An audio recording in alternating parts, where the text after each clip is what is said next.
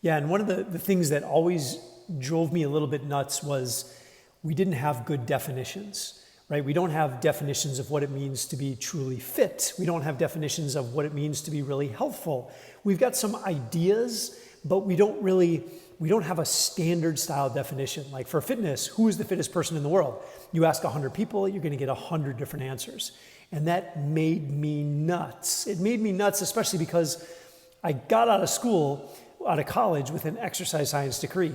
And I didn't even really know what fit was. Like most people just assume that fit people are just lean people, right? Like that's kind of the standard, right? So it drove me insane that we didn't have something better than that.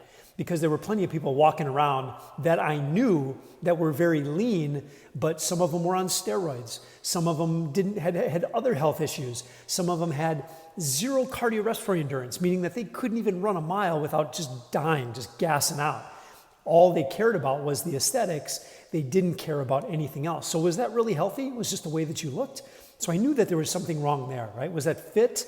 That doesn't mean that you're fit, right? So I think there's that aesthetic bias that we automatically assume just because someone's very lean, that they're very, very healthy and they're very fit. So what I did is I kind of okay, who are the fittest or the healthiest people on the planet right now? Like if we asked 100 people, we're probably going to get multiple different answers, but I'm willing to bet just about everyone is going to probably name some sort of an athlete, right? It's going to be maybe a marathon runner, maybe a triathlete, maybe maybe a CrossFitter, right? There's all these different athletes out there doing amazing, incredible things with their body.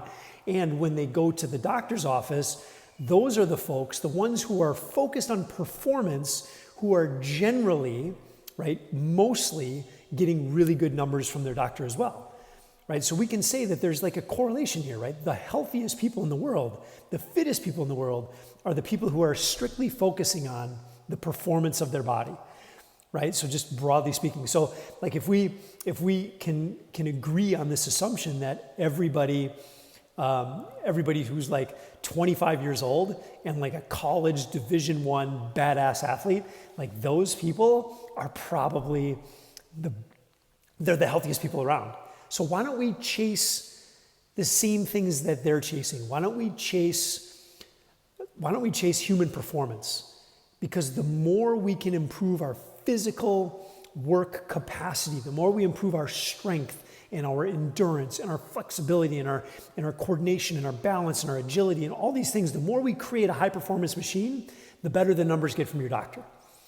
The less likely you are to have silly injuries, the less likely you are to pull a muscle when you're playing with your kids.